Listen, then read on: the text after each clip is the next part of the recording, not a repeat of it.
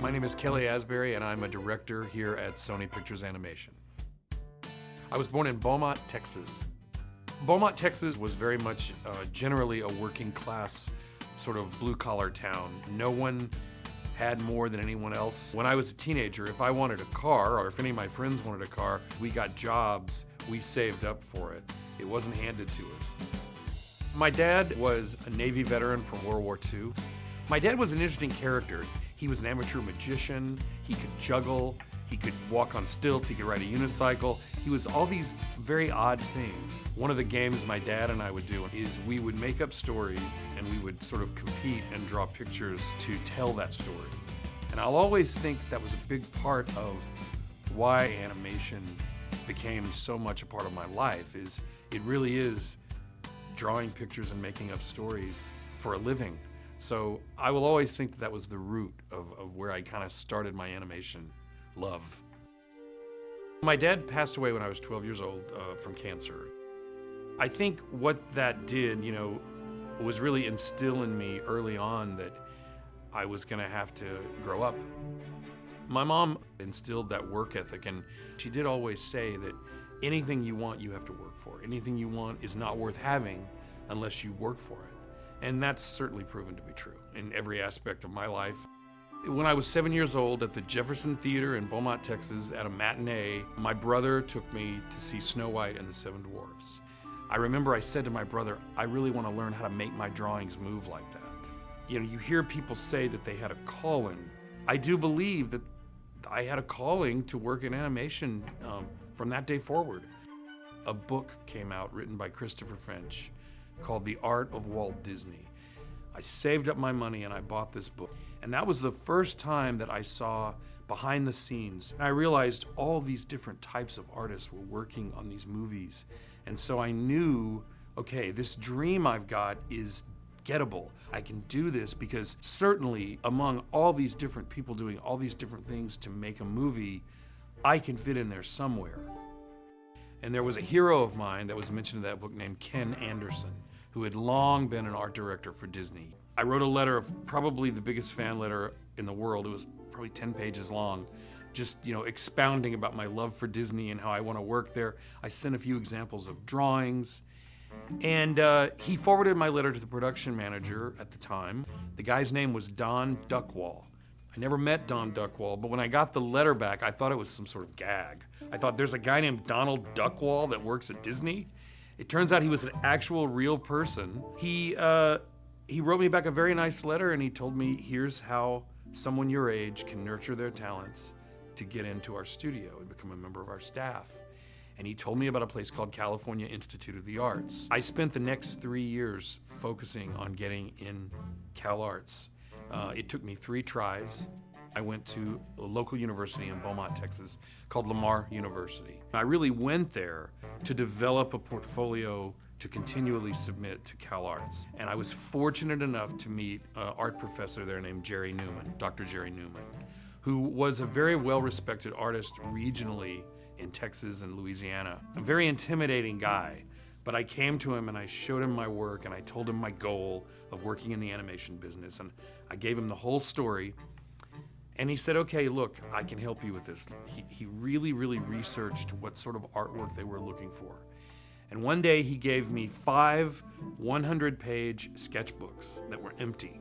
And he said, take these sketchbooks and take this crop of pens and go to the zoo and go to football games and go to ballets, and watch your dog at home, whatever you have to do, but fill up one drawing on every page of these, that's 500 drawings, on every page of these sketchbooks. Simple, linear, gestural drawings. At the end of the semester, I came back to him, and he laid out all the drawings on this floor of this art room, all 500 of them. And he started going through and just picking and culling through these drawings. And when we were all done, I had 25 sketches left. And he said, that's your portfolio for Cal Arts. Assembled it, sent it to Cal Arts, and I got a full scholarship. The most exciting, happiest moment in my life, when I really think about it, above everything else, was when that acceptance letter dropped through the mail slot.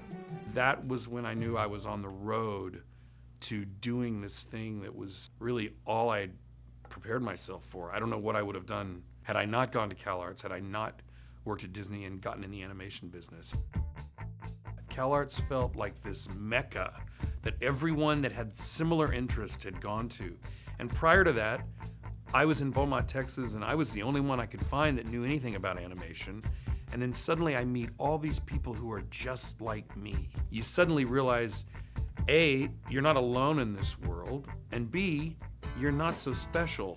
You know, CalArts was this crazy shared experience with people who really knew exactly what I wanted, and I knew exactly what they wanted. And then when I was a freshman at CalArts, a group of friends and I were fortunate enough to be at an Academy of Motion Picture Arts and Sciences tribute to Mel Blanc, who's the very famous voice actor from all sorts of cartoons at Warner Brothers. Sitting in front of us was Chuck Jones, legendary animated cartoon maker. And one of my friends, Jeff DeGrandis, that night wore a pair of rabbit ears on his head. He was kind of a character. And Chuck noticed him, and they struck up a conversation. They exchanged contact information. And then a couple of days later, Chuck invited him and some of his friends to come out to his place in Corona del Mar, California, and just sit around and talk about animation. Jeff invited me and a couple of other people, Rob Minkoff and Chris Bailey, and we all went as students, and we became very close friends with Chuck Jones. And for the next 25 years, while each of us were going through different phases of our career, he was always sort of this touchstone. We all went on and did exactly what we wanted to do, and it was largely because of the mentorship of Chuck Jones. And in the end, I think it was really lessons in planning, lessons in research, lessons in reading and literature, and opening ourselves up to more than just making cartoons. He taught me to approach my job with depth, no matter how funny it's supposed to be. And that's valuable stuff. My first job in the animation business was at a small studio in Burbank called Tom Carter Productions. And then while I was working there, a friend of mine who had gotten a job at Disney just one day called me and said, look, they want to talk to you because they need someone to storyboard something in the live action division, and they want to see your portfolio, so here's a number. So I called the number and got the job very quickly and found myself at Disney after my second year at CalArts. After that movie was finished, I moved to the animation department, and I was asked to do in-between drawings for animation. And I did that for some time on a movie called The Black Cauldron. What's interesting about that is Life magazine did a story about Disney. They advertised basically and had a story about the future movies that are coming out. And one of them was the animated feature, The Black Cauldron. And I remember sitting in class in high school, and there was a friend of mine next to me, and I said, I'm gonna work on that movie. And she said, okay, great, And then I did. And my first screen credit is on The Black Cauldron.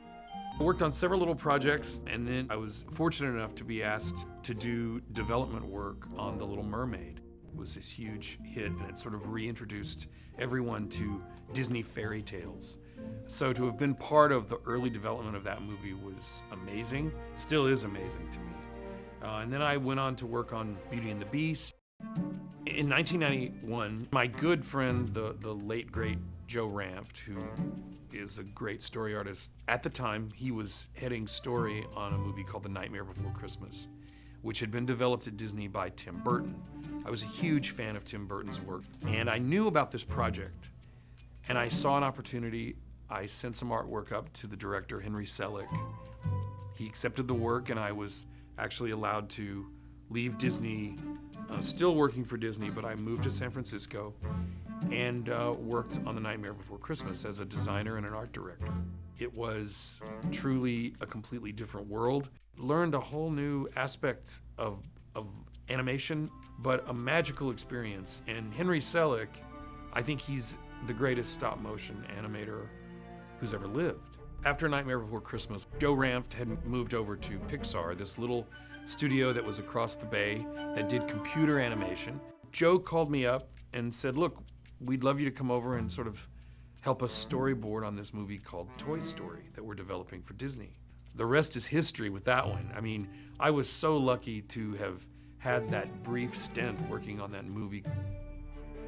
So I went on to work on James and the Giant Peach with Joe, another wonderful experience working with Henry. And around the time that James and the Giant Peach completed, word sprang out that Jeffrey Katzenberg had departed Disney after finishing The Lion King, and that he and Steven Spielberg and David Geffen were starting a new company called DreamWorks.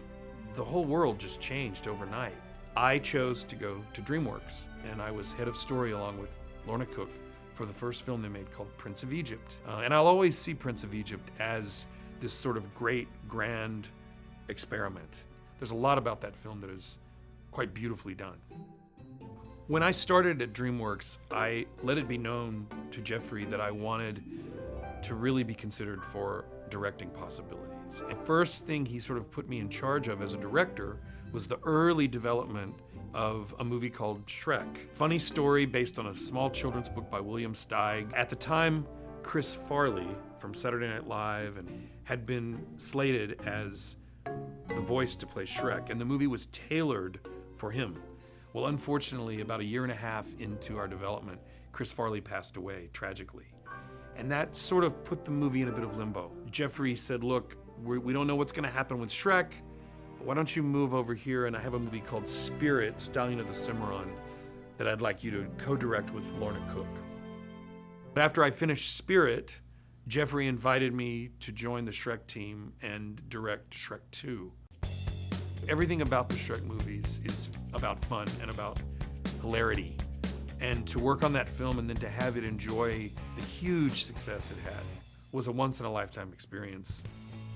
After I finished Shrek 2, my friend Baker Bloodworth, who had been a production manager on Beauty and the Beast all those years earlier, he heard about my availability and he called me and said, I want to talk to you about this movie that is involving Elton John music, garden gnomes, and Shakespeare.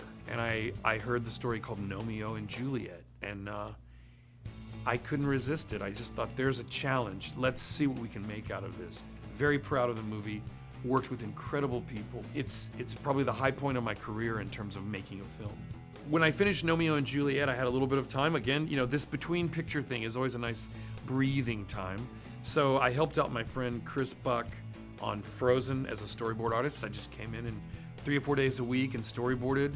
Same thing with Wreck-It Ralph. My friend Rich Moore asked me to just kind of pitch in. In the meantime, I was looking at all sorts of projects, and then Bob Osher and Michelle Ramo Kuyate called me, and they said they have a project they'd like to talk to me about at Sony. It was called Kazorn and the Unicorn. After about a year and a half of developing it, it became a little unclear what the studio wanted to do with the project. Sometimes that happened. And so Kazorn was sort of put aside for a while, and in the meantime, they said, look, we have another project we'd like to talk to you about, and it's called Smurfs. And they said, we want to do a complete reboot. And so suddenly I found myself researching.